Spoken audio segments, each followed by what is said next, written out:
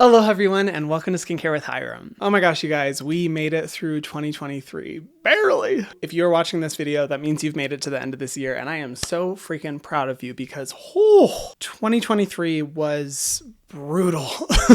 I've been thinking about making this video for a while. You guys know I always love to do like end of the year videos, and I've been debating back and forth for months about how much I should open up about in this video, because I'm just going to be honest guys, 2023 was the hardest year of my life. I'm only going to open up about things I feel comfortable talking about, not about everything. I do want to keep some things private, but I do have a huge favor to ask as I film this video. I would love some advice from you guys. I have a few different things that I'm just genuinely interested to hear your feedback, thoughts, and advice on, because homeboy could use it. As I get into this video, I do want to say that a lot of what I'm going to be talking about is mental health related, and just a trigger warning for anyone out there. I will be talking about some darker topics. And if you're currently on your own healing journey, please protect your peace, protect your mental health. That is most important. I just want to say that this video, I'm going to be getting really deep and just sharing a lot of what's happened this past year that I haven't felt comfortable talking about before. And so I'm going to do my skincare routine as I talk to you guys, but here are some of my biggest lessons I have learned over 2023. Let's get into it. Okay, so I'm first going to go in with the serum. This is the Brad-Ceuticals Anti-Aging Face Serum, which uses stem cells to help repair damage in the skin. It's a really amazing formula, and I've really been enjoying the experience. So I'm just going to start off by saying that this year was just kind of difficult across the board, from a personal life perspective, from a business perspective, mostly from a mental health perspective. It's just like kind of across the board, life was just like, oh, you thought you had it easy? Let me show you some midlife crises, bitch. The universe did not have an easy year in store for me, just for everything. But I'd say one of the biggest ones, and where I could definitely use your guys' advice as well, is for my videos. I have basically almost completely lost my passion for creating skincare videos. And it's not because I'm not passionate about skincare, like I definitely am. And it's not because I don't love making videos, because I do, and it's actually something I want to continue doing for like as long as I can. I'd say my biggest challenge has been finding the passion and interest to create videos about the same type of skincare topics.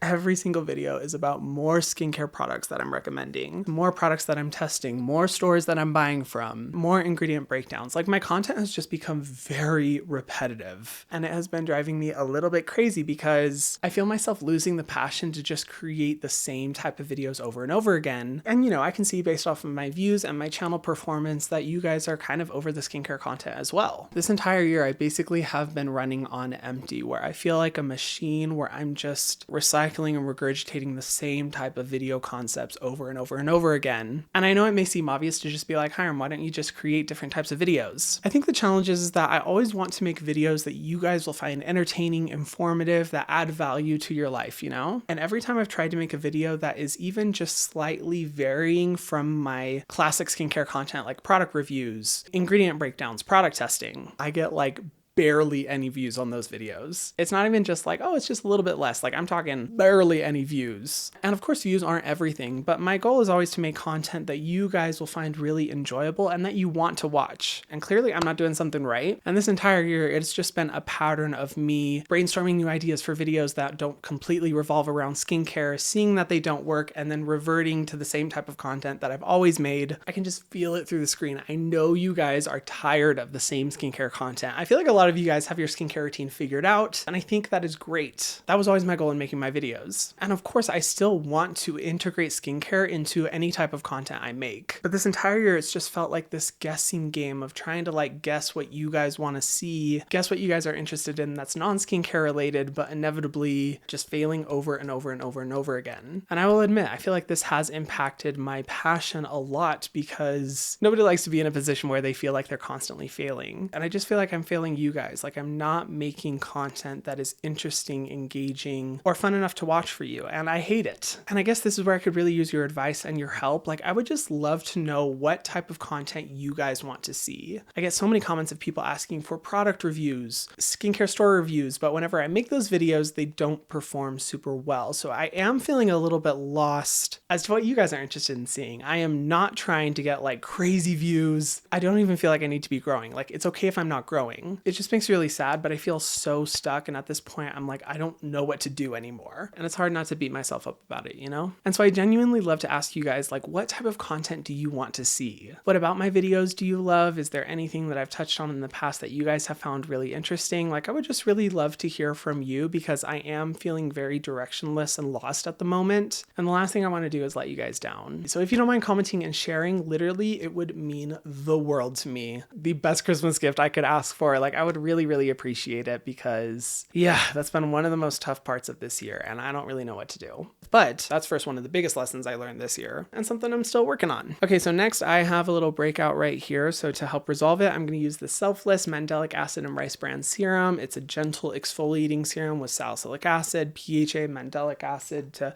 help get rid of that breakout. Just going to use a tiny bit. One of the biggest lessons that I learned this year, and I'd say this was like the beginning of the year where I really learned this and it helped me in my life so much, is the importance of mindfulness. Oh my gosh. If you're someone who you feel like your brain is always going in 1,000 different directions, you're always having so much on your mind, you feel so much anxiety, so much stress, worrying constantly, then mindfulness is definitely for you. I'd always heard about meditation and the importance of meditation, but I really struggled with it because my brain has a very difficult time focusing. I always need to be fidgeting, touching something, doing something, moving, until I discovered mala beads. And if you've never heard of mala, it's practiced in multiple religions, but also used in a non-religious setting. But it's a set of beads that is intended to help you with your meditation. And essentially for every bead, you do one breath in and one breath out, and you follow it all the way down as you meditate. And it has been one of the most helpful things for me because it gives me something for my hands to do and allows my mind to be able to find peace, focus, and just relax. I started off the year doing this every day, and I would say an entire mala is about like a 15 to 20 minute meditation, so it's nice and short. This has been so helpful for me in finding mindfulness, refuge for my mind, and just peace. Mala has been so helpful. I'll have some like handmade ones linked down below. This is the one that I always travel with. But regardless of mala beads or not, I learned this year that mindfulness is something I definitely need to be doing and is so important in helping my brain just chill the fuck out.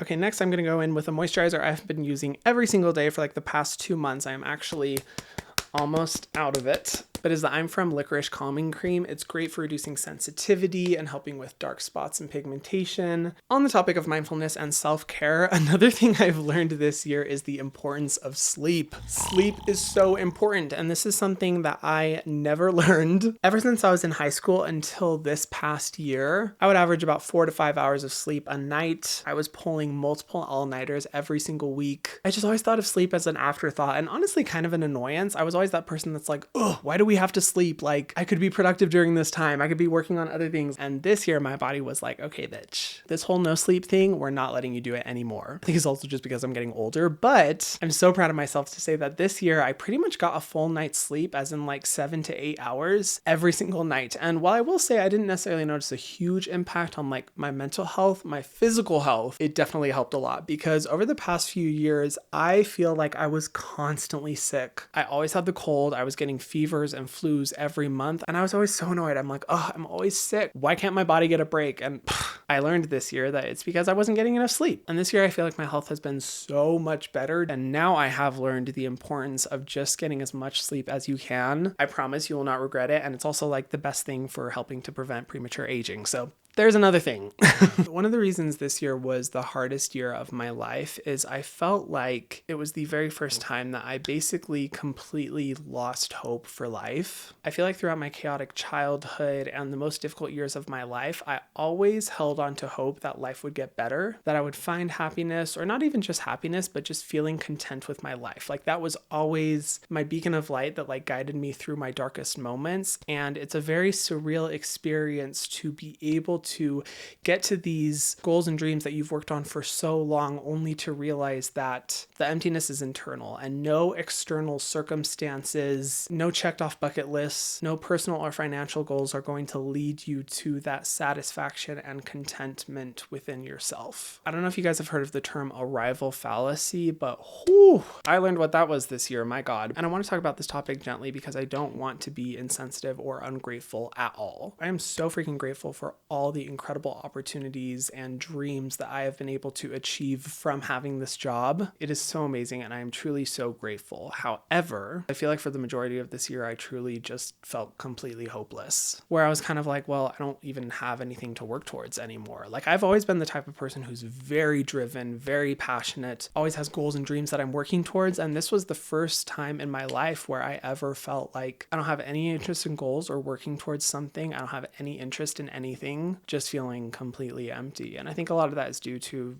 that arrival fallacy. And while I'm consciously aware that external circumstances are not going to bring you happiness and satisfaction, it was a very dark and foreign position for me to be in, to no longer have any passion, interest, or hope in anything. Oh man, this is a really tough topic. And that was definitely like the hardest lesson of this year, and a lesson that I still don't really have an answer or a solution to, that I'm just trying to figure out. But I'm sharing this because I don't want other people to make the same mistake that I've made. Like, while I'm grateful for my ambition and my drive towards goals and dreams, because it got me through like the darkest stages of my childhood and some of the worst years of my life, I think it's very important to be very careful that you don't assign happiness and meaning to dreams and goals, because nothing feels more empty, isolating, and alone than being able to accomplish a dream and a goal and realize that nothing changed. Sorry to be so bleak. I don't want this to be like a therapy session, but I feel like that's a very important lesson, and one thing I want you guys to just be mindful of so you don't make the same mistakes that I have, and something I'm still trying to figure out. But if there's one thing I believe in, it's taking things day by day, just figuring things out as you go, and that's what I'm doing. Okay, so next I'm going to go in with this moisturizer. Sorry, it feels kind of weird to be talking about a skincare routine with such deep topics, but such is my channel. I'm going to use the Skin Fix Triple Lipid Barrier Peptide Cream on my cheeks because I'm in Colorado and it is dry winter zone here. Another thing I've learned about myself this year is that I have become very self-conscious and overly mindful about what other people think and how they perceive me. And I'm not going to lie, you guys, I really think a lot of it has to do with having a life so visible online. I look back at like my old videos and I'm just like, wow, I truly did not give a fuck. I did not care what other people had to say. And I think a lot of it was due to like me not really mentally connecting the dots that real people watched my content. It's very hard to explain, but seeing a lot of my growth and a lot of you guys start to watch my videos during the pandemic, where I was just alone in my room making videos, like it was very easy for me to not really like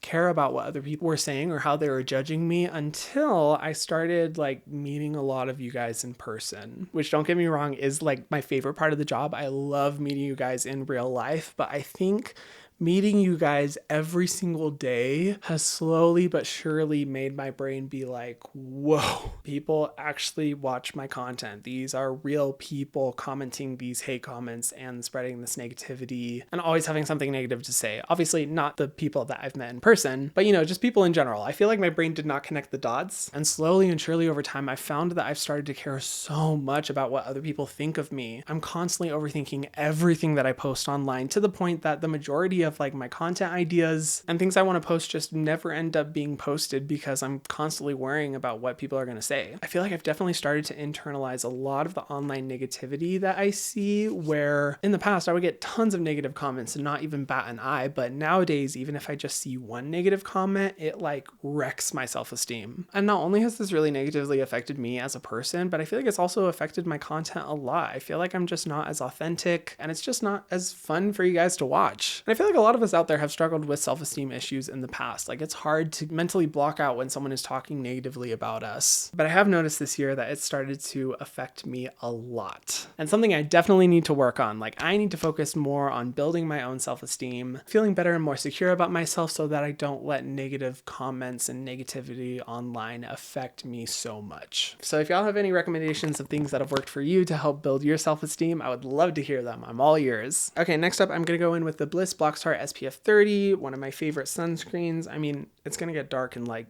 30 minutes, but yeah, I'm going to apply it anyway.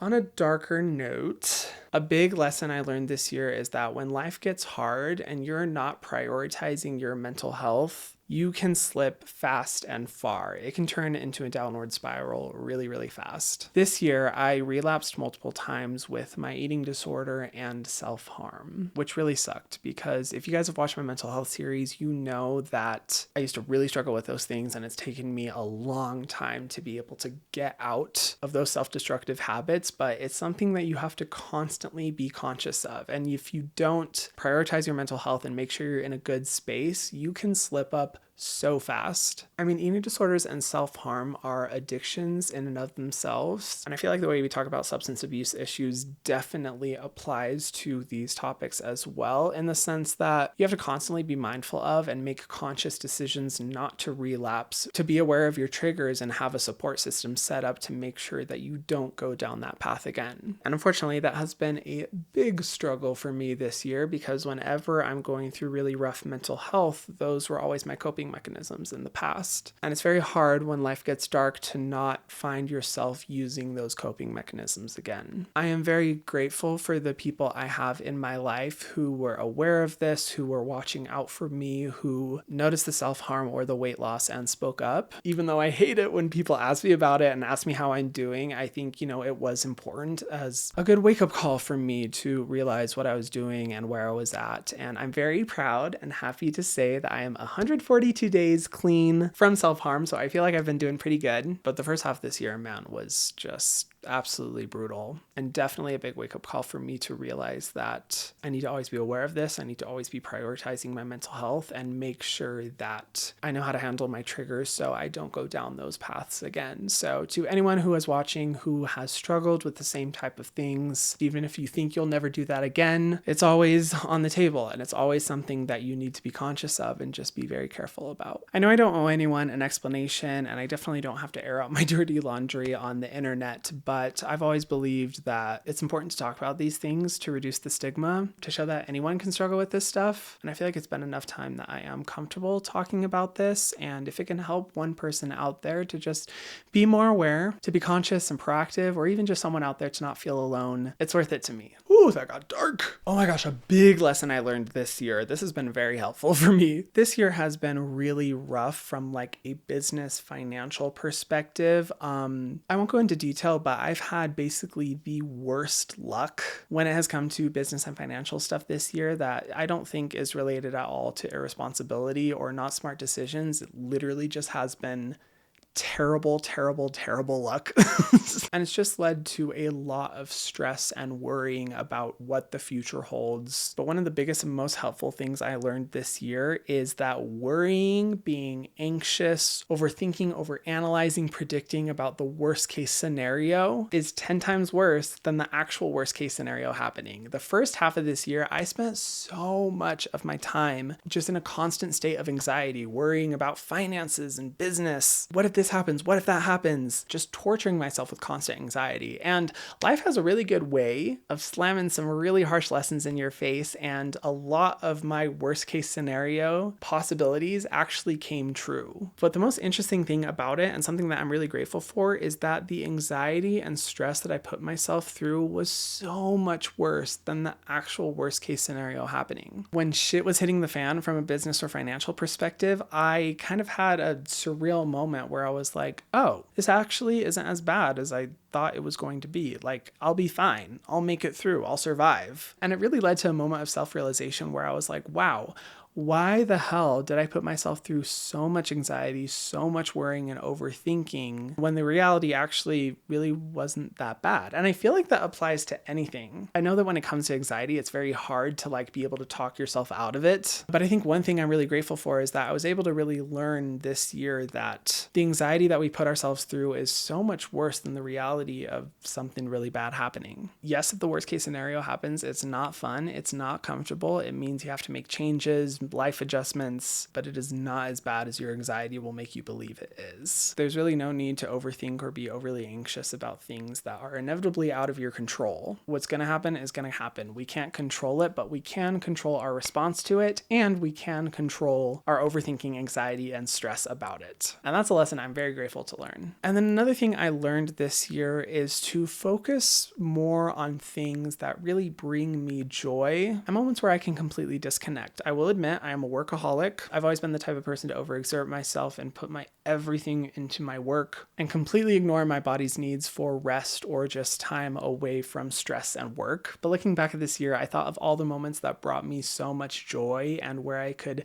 mentally disconnect, live in the moment, have a good time, connect with people. And for me, I found that most by going to concerts, festivals. I love live music. I'm such a huge EDM fan. I love the festival scene. It brings me so much joy and peace when I'm in those moments. And also traveling. There was a point this year where I was just super overwhelmed by life and last minute decided to book a trip to Iceland when it was really cheap. And it was hands down one of the best moments of this year because I was able to remind myself that like life exists outside my little bubble, that I don't need to be so stressed, so worried, and get perspective on the world and how other people live their lives and cultural differences. Both those things brought me so much joy and peace. And I think it's really important for us to find those things in our life where we can feel really happy, super connected to the people around us, more uplifted, inspired. And that could be anything, big or small. Like I can't tell you how many concerts I went to where it was like $15 and just had such a great time disconnecting, listening to music, enjoying the moment, where I can feel so much better about life, happy, and really connected to the people around me. If you're struggling too, whatever those things look like in your life, put more time and energy towards them. You're not going to regret moments where you were able to tap into that happiness, but I guarantee that you're going to regret not doing those things. For me, it's raving and traveling. It's random, I know, but that's just what brings me joy. But whatever it looks like for you, put more energy towards those things. You're not going to regret it. Oh man, you guys, I know this was kind of a rambling video. This video doesn't even necessarily have a point. I feel like I just really wanted to open up about these things because it just has not felt good to put on a happy face for my videos and pretend that everything's okay when in fact it has not been okay. I know that for a lot of us this year was absolutely brutal, and I don't want to jinx 2024 by saying that it's going to be a better year, but I know for me, I always like to look at challenges that I face in life and find the lessons that I learned from them and apply them to my future self. It will never be beneficial or helpful to beat yourself up over things that happened in the past, and specifically things that were out of your control. And the best thing you can do is learn from those lessons and move forward stronger and more empowered. And that's what I'm really trying to do at this moment. I will say the end of this year has been on a bit of an upturn. Things are looking up, they're looking better. So I'm trying to focus on the positivity, not overwhelm myself with all the negativity. But more than anything, I hope that if you also had a rough year, know that you are not alone. There are so many people who had a really rough time this year, but it's never too late to commit to being better, focus on the positive, and learn lessons from all the shitty moments that life throws in our faces. And that's what I'm trying to do. I also want to end this video by saying I will be taking a little bit of a break in January. I still will be posting, but I'm just going to take a little bit of time for myself to kind of honestly just detox and collect myself from just the chaos that this year has been. I think I really need it for my mental health. I also really want to take time away to kind of focus on what my future content is going to look like, which is why I would really appreciate any feedback you guys have for what type of content you're interested in seeing. And also, I don't want to leave this video on a negative note. Lots of exciting things are coming next year, whether it's my brand, Selfless by Hyram, or my videos. There's lots of good things to come, but I just wanted to finish off this year with some vulnerability and authenticity and just letting you guys know what's going on in case any of you guys have been struggling with something similar. We got this. Let's stay strong. And yeah, guys, Happy New Year. I hope 2024 is amazing for all of you. Thank you so much to everyone who has watched my videos this year. And if you're specifically watching this video right now, you guys truly have no idea how much you mean to me. And I know this video was a lot of negativity, but I think it goes without saying, all the positivity, all the love that you guys have constantly shown me on my channel. It is something I am eternally grateful for, and just, yeah, I just love you guys so much. Thank you for always being there for me. I'm going to be reading every single comment I see on this video, so feel free to leave a comment, and yeah, love you so much. Happy New Year. Mwah.